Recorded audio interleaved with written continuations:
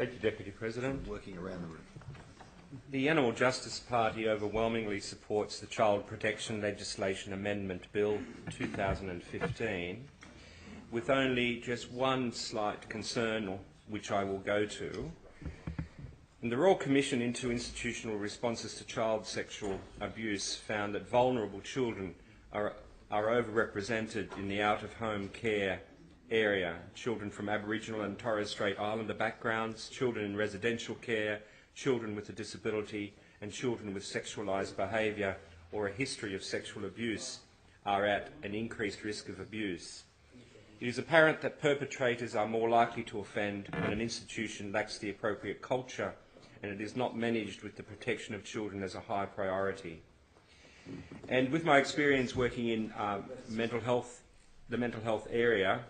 and I will make it clear that mental illness, it's the same percentage of people with mental illness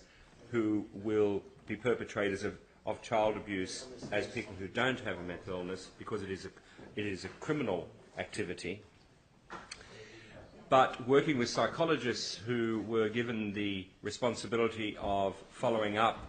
offenders when they had been released from prison, it did become quite clear, and this is what is quite alarming and I think goes to one of the main principles underpinning the recommendations from the Royal Commission, or the report from the Royal Commission, which is underpinning the reason for this bill,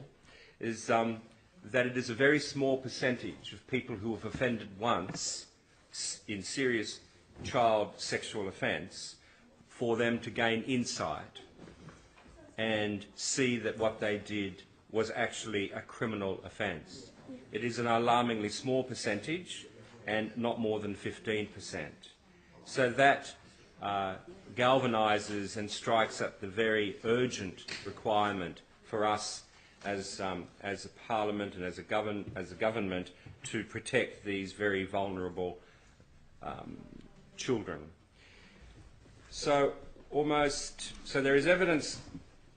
therefore, that it also deters registered offenders from applying for positions that involve working with children if they know that they will be detected.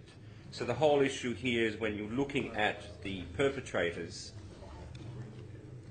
is that when balancing the interests of adult carers and vulnerable children, the interest of children must be at the forefront when determining whether to authorise a person as a carer. Where there are any doubts about the suitability of carers, authorities should rightly be charged with the duty to act in the best interest of the child's safety and even err on the side of caution. This is more easily done where there is no pre-existing relationship with the child and the carer is merely seeking entry or ongoing employment in the child protection sector. But what is important about this bill is that for a person who has already been convicted of a serious or very serious offence or aggravated offence against a child, there is a blaring and concerning question if that same person carrying that conviction seeks employment to work with children. It would only seem logical and sensible that that person would avoid such seeking such work in any area which looks after children. Now I'll just go to the one concern that we have, and that is in relation to section 26C, where a person whose application for a working with children check clearance has been refused, wholly or partly on the grounds that proceedings have been commenced against the person for an offence specified in Schedule 2 and the proceedings have not been finally determined. And even though this cannot really be rectified, but the concern that the Animal Justice Party has is that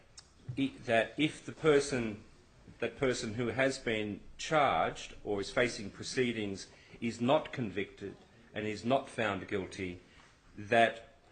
I wish to make it clear that it should not then reflect on the committee, the selection committee, who is looking at their employment when they're considering that person for the position. So the Animal Justice Party overwhelmingly supports this amendment bill, and we think it is long overdue, and it certainly upholds the very principles of every day when we sit and say that we are responsible for the welfare of the people of New South Wales and Australia. The welfare of the most vulnerable should be the closest to our heart, and they are the children.